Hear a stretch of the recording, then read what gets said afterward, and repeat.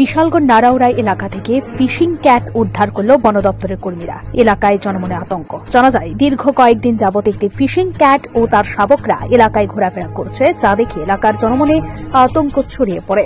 অনেকদিন যাবত একটি বাঁশের ঝাড়ের মধ্যে ফিশিং ক্যাট ও তার শাবকরা থাকতে দেখেছেন এলাকার জনগণ। হঠাৎ সেই বাঁশের ঝাড়ে বুধবার সকালে আগুন দেওয়ার ফলে জনসম্মুখে চলে আসে ফিশিং ক্যাট সহ তার শাবকরা। জনমনে শুরু হয় আতঙ্ক। মানুষ ঘর থেকে বের হতে ভয় পাচ্ছে। খবর দেওয়া হয় চটিলাম বন দপ্তর অফিসে। খবর পেয়ে বন দপ্তরের কর্মীরা দ্রুত ঘটনাস্থলে ছুটে এসে অক্লান্ত পরিশ্রম করার পর জাল পেতে ফিশিং ক্যাটের একটি শাবককে আটক করে সিপাহীজলা অভয়ারণ্যে নিয়ে যায়। তবে শাবককে পাওয়া গেলেও মাকে পাওয়া যায়নি। এ নিয়ে দেখা দেয় এলাকায় আতঙ্ক। তবে একাংশ লোকেদের বক্তব্য, সিপাহীজলা অভয়ারণ্যে সঠিকভাবে খাবার না পেয়ে এগুলি লোকালয়ে চলে আসছে। আমরা আপাত দৃষ্টিতে মনে হইতেছে এটা একটা বিড়াল প্রজাতির প্রাণী, যেটা আমরা ফিশিং ক্যাট কইয়ে থাকি।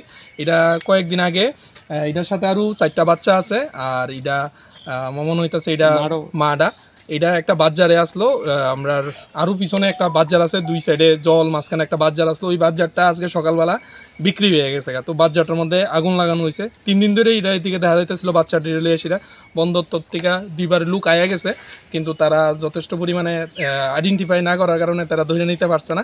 তো তারা এখন খবর দেওয়া হয়েছে, ঘন্টাখানেক আগে এটা দেখা গেছে বাজারটাতে আগুন লাগানো, সম্ভবত তারা এন থেকে বাইরে গেছে। আর এটার মধ্যে একটারে আমরা এই বাজারটার মধ্যে, এই গাছটার মধ্যে দেখা যাইতেছে। আর আরো 4টা আশা করি আছে, আরো বাকি 4টা আছে আশা করি, কিন্তু তারা যদি খুঁজে তাহলে এটারে পাইবো। এমনি কোনো ক্ষতি করছে না, কিন্তু আমরা চাই যাতে তারা এন থেকে উদ্ধার করে নিয়ে যাওয়া হয়, নাইলে ভবিষ্যতে তারা মারা পড়তে পারে।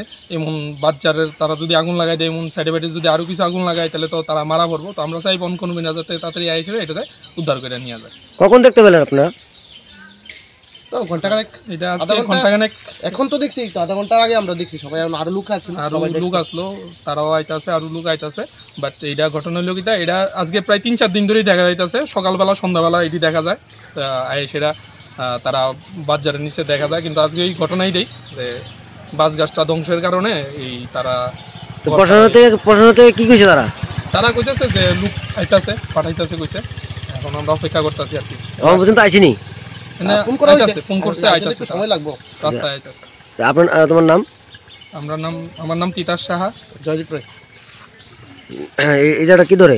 এটা নারাউড়া প্রকৃতি সংঘ ক্লাবের পাশে নারাউড়া। আপনি কি খুঁজছেন বিশুদ্ধ পানীয় জল? তাহলে আজই বেছে নিতে হবে অত্যাধুনিক প্রযুক্তি ও পরীক্ষা নিরীক্ষার মাধ্যমে প্রস্তুতকারী পানীয় জল একমি। বিশুদ্ধ জলে সুস্থ জীবনের মূল চাকাঠি। Acme package drinking water. Bureau report, news 24/4।